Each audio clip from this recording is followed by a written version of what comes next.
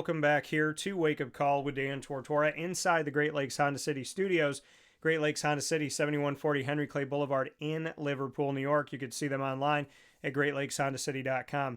You know that the Binghamton University Bearcats have been near and dear to my heart for many years, and I pursued the opportunity of a multimedia marketing partnership with Binghamton University and to do things differently in telling the story of Binghamton. And I want to thank everyone at Binghamton University who helped to make it possible. And we're officially in year 3 now as of March 1st, 2026. And so it's only fitting that my first conversation going into year 3 is with Ann DeLeva here with us to celebrate the opportunity for her to take over, to lead Binghamton University as their president. And this happened within the last few months. I haven't had the opportunity or the blessing to have Ann on yet, but it's perfect timing and very poetic as we go into year 3 of our partnership with Binghamton and Wake Up Call to have the leader of all things Bearcats. Ann, how are you? Dan, it's so great to be here with you today. Thank you so much for having me. And it's my pleasure. And, you know, I had the opportunity to watch you speak most recently when it came to women's flag football, and we will go there in just a little bit. But Ann, your story, just the journey that you've had en route to becoming president of Binghamton University, bring me into kind of the road that got you here and some of those stops that you feel like are very important to telling your story. Sure. Thanks so much. So I'm a native New Yorker. I was born in the Bronx and raised mostly in Pelham in Westchester County. And it's really wonderful for me to come to Binghamton because this is coming back to my home state. I spent 26 years at the University of Connecticut, where I served in a number of administrative roles, but I started out there as a faculty member, and I'm an art historian with a specialization in women's gender and sexuality studies.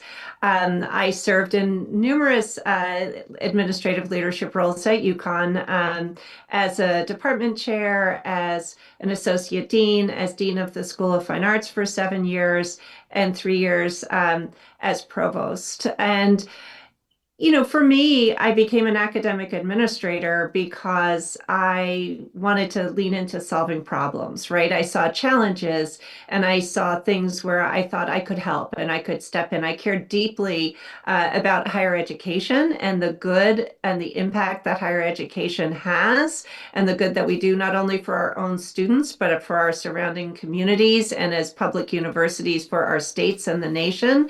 And so I wanted to lean into that. And so I don't think any child wakes up and says, hey, I want to be a college president someday, much less a provost or a dean. But it was, for me, it was scholarship and teaching and the love of being in the classroom with students and the love of art history that pulled me into higher education. For you, when you speak on the arts and you speak on, you know, studying women's gender and sexuality, how does that mix into everything that you do to this day? Your love of the arts and then obviously your love and appreciation of what it means to be a woman and how that comes into society and the storytelling of that, which is very unique, I believe. Yeah, absolutely. So I had a great meeting a few weeks ago with students in the art history club here at Binghamton. They were some of the first people who reached out to me when I was announced as president. And they actually asked me this same question that you're asking me, as what does it mean? Do you bring art history to your work as a university president? And I said, I take a humanities perspective all the time. In that I hear myself say in meetings all the time, let's take a step back and look at this. Let's take a step back and look at the context of whatever situation we're looking at. As an art historian, as a humanities scholar, I'm trained to look at context and culture and to understand people's actions in terms of their experiences, what they're bringing to a situation. So I use that kind of humanities perspective all the time.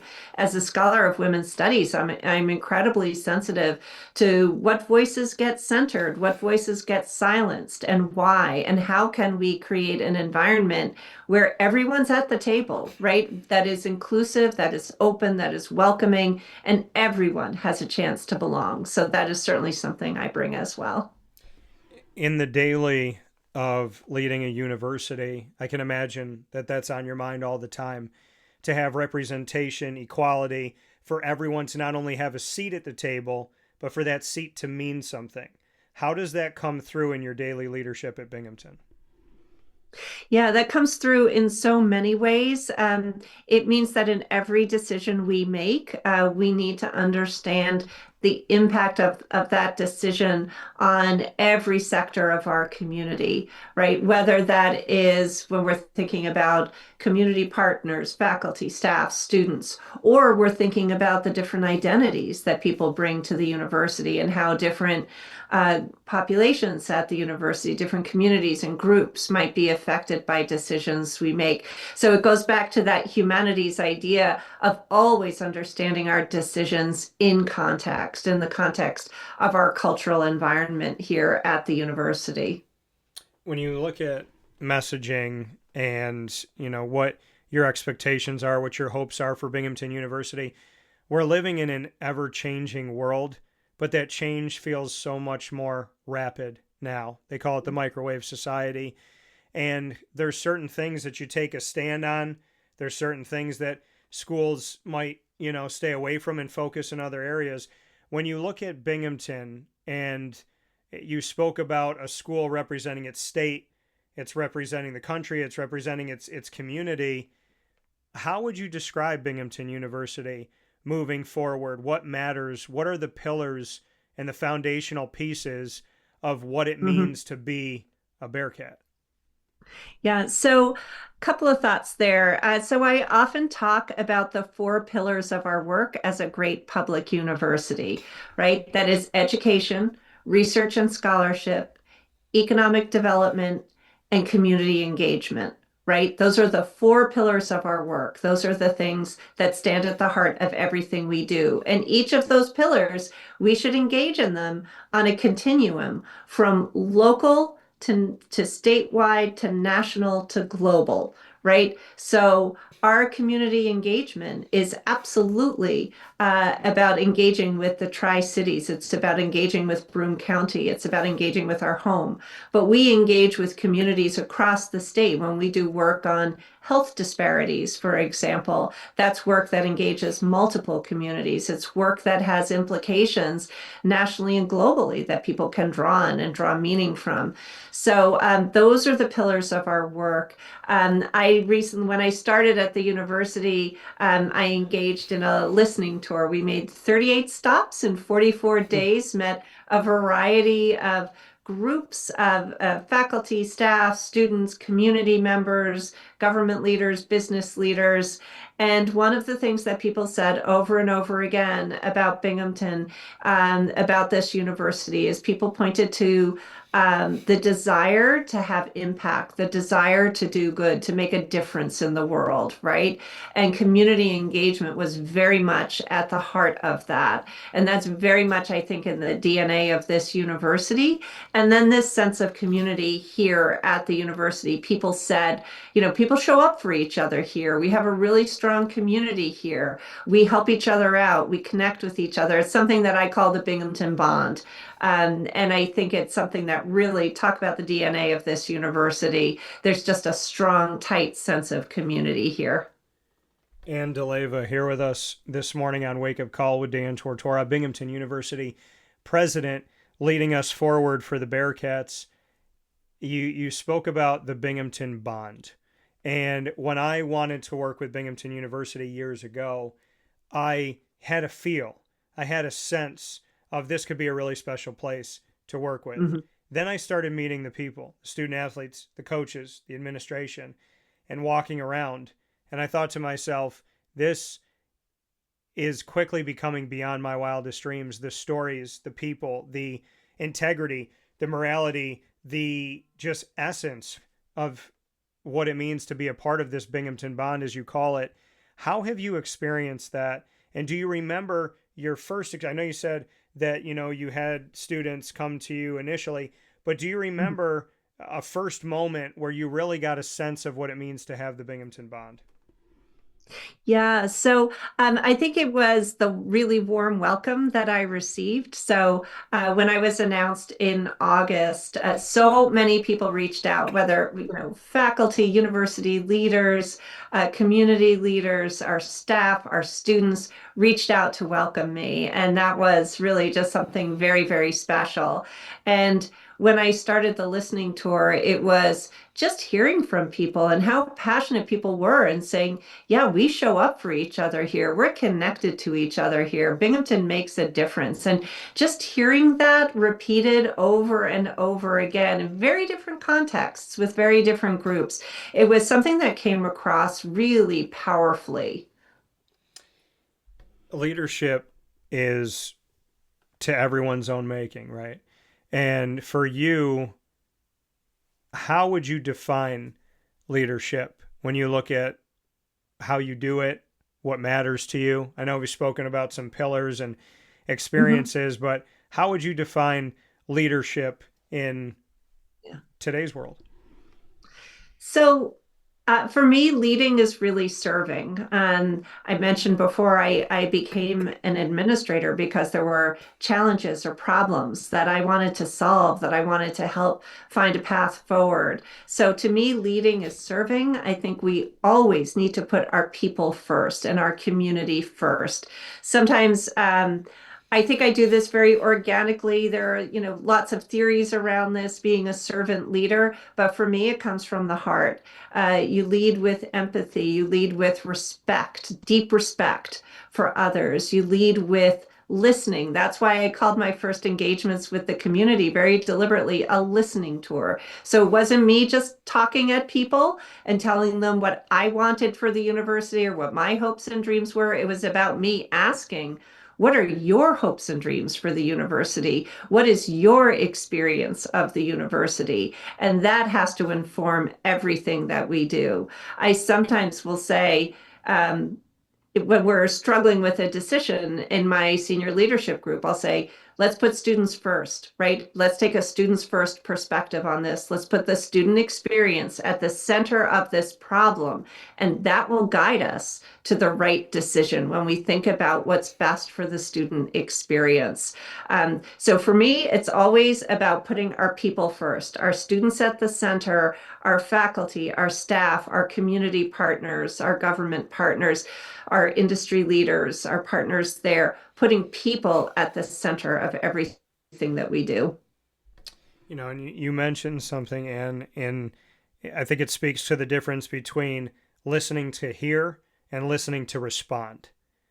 Why Mhm. was it so important to you to have that intent, that listening to hear what people had to say, to not just go around and shake hands and look like you care, but to actually take it Mhm. in and then do something with it? Right. So in my experience as a leader, when you impose ideas or decisions or initiatives from the top. Often they don't thrive. They have to be embedded in the community, right? And it doesn't mean as a leader, I make plenty of hard decisions. There are things that are my call and that where I have to make a decision, and I'm certainly not going to make everyone happy every day. But when there is dialogue, when I'm paying attention to what is emerging from the community, I stepped in here where this was already a university experiencing a lot of growth and success. President Stenger had been an enormously impactful leader. There were decades of success here, decades of impact, decades of opportunity. That was something to build on, right? So it isn't about me coming in and imposing my vision top down, but inviting the community to say, sure, am I bringing certain ideas to the table? Absolutely. But I need to hear what are the strengths that are emerging from the community? What are the ideas and initiatives emerging from the community? That's where we're going to find success when we put those things together. And Deleva here with us in this Bearcat Breakroom, president of Binghamton University, here on Wake Up Call with Dan Tortora inside the Great Lakes Honda City Studios. that connection, that desire to help people, to listen, to build. You mentioned Harvey Stenger and what he did as president. What did you see in Binghamton University from what had already been accomplished that you thought, this is the right place, this is the right home, this is the right Mhm. decision for me to make? Yeah, I think for me it was the the quality of everything that goes on here. So to start from the people, the students at Binghamton are absolutely fantastic. Terrific, terrific students. They are smart, they're hardworking, they're motivated, they're energetic. Undergraduate and graduate students, they're just a joy. So that was tremendously appealing. The faculty and staff, incredibly high quality, world-class faculty, such dedicated staff. I just spent the past 2 days having our service recognition breakfasts. We have to do two because there are so many people, 10-year anniversaries, 15, 20, 25. We even had 40-year anniversaries. People come here and they're so dedicated. They build their careers, they build their lives here. And that is something, that dedication, that feeling that everyone is all in on the mission of the university, that's an incredibly precious thing. And that was absolutely one of the things that attracted me to Binghamton. Also, for me, the way the state is investing in SUNY, the governor and the state are just visionary in understanding the value of SUNY for the state of New York and investing in higher education. And again, that's something that right now is too rare in our country, that appreciation for and understanding of the impact of higher education. And going off of that, I always say that when you're growing up, you're you're kind of you're in the world, but you don't know you're in the world when you're a kid, right? You have your parent or your guardian, and you experience some things, but you're somewhat guarded. And then after you leave college, you're in it 100%. But college is that bridge Mhm. between, I'm not fully on my own, but I'm getting experiences of Mhm. it. What is the importance of getting an education, be it 4 years or more, when you talk about the investment that the state of New York puts into SUNY? Why would you say to someone that going to college, going to a university, what is the value of that to your life, in your opinion? Mhm. It is an incredible privilege to experience an education at a four-year American research university. The richness of experience. We sometimes talk about holistic student success, that we pay attention to every dimension of the student's development. It's academic development, it's personal growth, it's social growth, it's their health and wellness, it is their career preparation. So we are preparing students. Sometimes the conversation gets kind of reduced right now, as if we're simply about career preparation and getting a good job. We're about creating the foundations for a meaningful, impactful life in every dimension.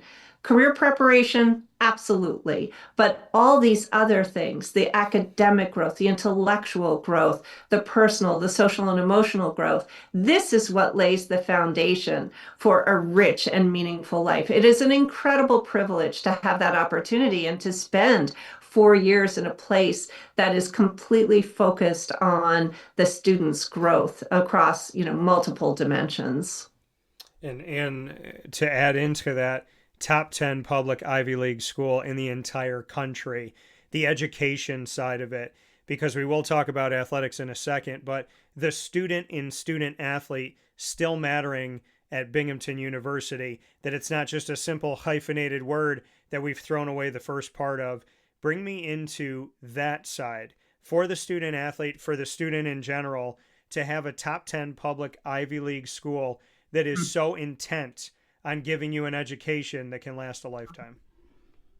Absolutely. So for our student athletes, you're right. We lean into that definition every day. And what I've been so impressed by here is the leadership of our athletic director, Jean Marshall. Our coaches are so invested in that holistic student development, right? And in the student development of the student athlete. Our students come here, our student athletes come here because they love their sport. They want to play and compete at the D1 level, but they are also highly motivated students, right? Who are engaging academic disciplines. So many of them double majors, a major and a minor, a major and two minors, even as they are college athletes competing at the highest level. So I very much appreciate that. I appreciate what our student athletes bring to the classroom.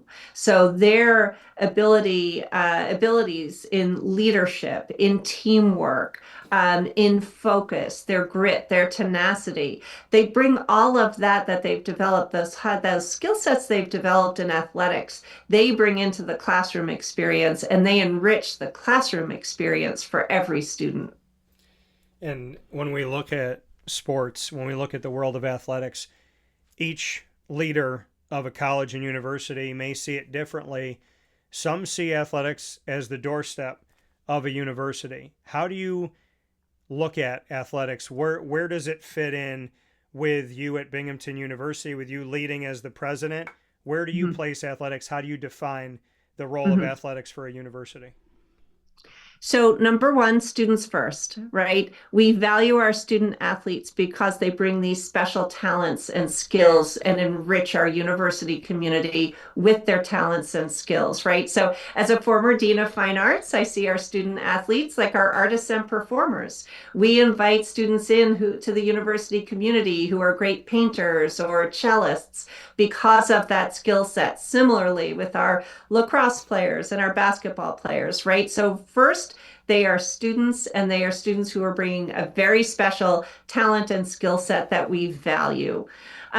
Secondly, broadening out from that, there's a wonderful way that athletics builds a sense of community and a sense of school pride and school spirit. And that is a wonderful thing, especially when, and I don't, not so much at Binghamton, but just broadly for young people, when there is an epidemic of loneliness, when people struggle to form community, there's nothing more terrific than going to a basketball game, or going on a nice fall night, sitting outdoors and going to a soccer game under the lights, on a fall evening. And we're intrepid here in Binghamton, heading out to a lacrosse game in the springtime, right? Sometimes we have to clear the snow off the field, but we are there, right? So that creates a sense of community and a great experience for every student in the larger communities surrounding us. And I don't think in an age when we're all too drawn to our screens and our phones, experiencing that sense of community together, and being all in to support our student athletes, that's something really precious. And you mentioned the leadership of athletics director Gene Marshall. How has that, since you've come in August, how has that relationship, kind of that bond that you two have in working together, what can you say to that effect? Because I've been in places where athletics and the school they're treated very separate. And there's other places where they're in lockstep and they're working together on the daily and they're having these conversations that are continuing. So what is that conversation like with Gene Marshall, and just how you personally envision athletics moving forward when it comes to Binghamton? So I really appreciate that Gene has invested so heavily. He sets such a in the culture of athletics, right? And so academics is in partnership with, there's academic achievement and athletic achievement, and they are melded. They go together. And this is where that public Ivy designation, it's very much like an Ivy League athletic experience in that way, in that you have young people who want to excel as athletes, but also want to excel in the classroom. And these two things go together. And Gene has put the pieces in place to support that vision for our athletes. I think Gene and I are both very ambitious Yeah. about our athletes, and that we should be highly competitive across a range of sports. So I'm looking forward to building that competitiveness.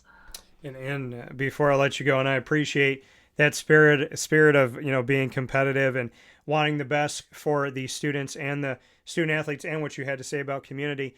We live in, like I said, an ever changing world that's changing so rapidly with NIL, with the NCAA, settlement, the house settlement.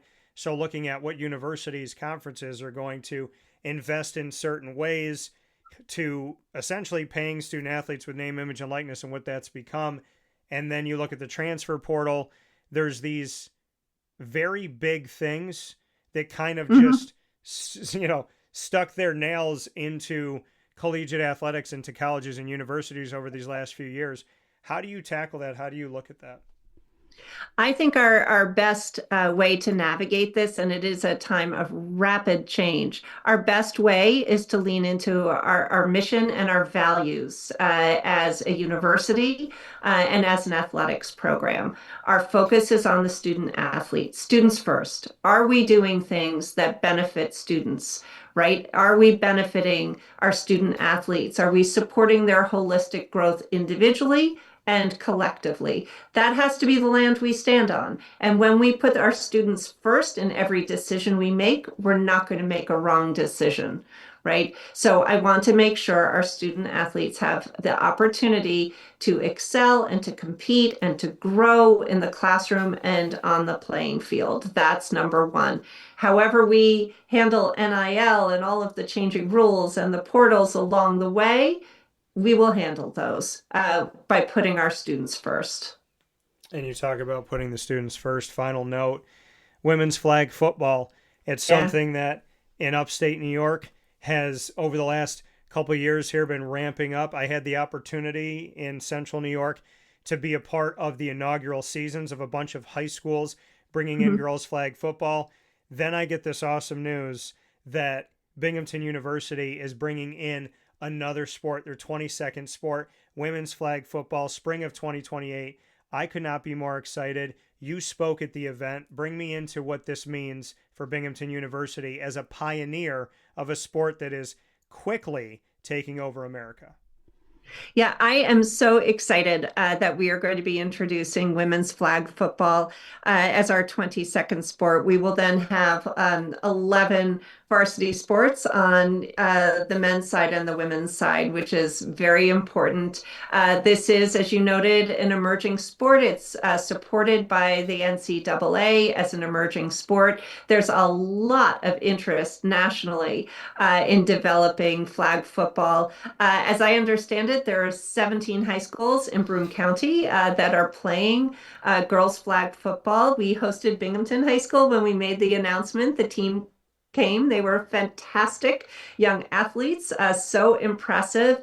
And I think it's great for Binghamton to be a leader in women's athletics. As we all know, everybody watches women's sports, and women's flag football is going to be very exciting. And in fact, I brought my football here. I love it. Everyone can see women's flag football. We are on brand here at Binghamton. Yeah, we have to do something, and to make sure that one of those footballs can end up in this studio by that Binghamton scarf. I think that's a necessity. Absolutely.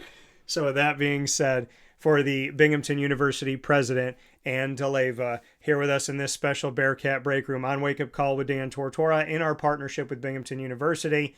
And thank you so much for taking some time and letting us get to know the leader behind the scenes and in front of the scenes of Binghamton University. Ever since I saw your name come through and that you are going to be taking on this role a few months ago, I wanted to make sure that we had the opportunity to give you the spotlight to speak on leadership and what matters to you. So I really do appreciate that you took the time today.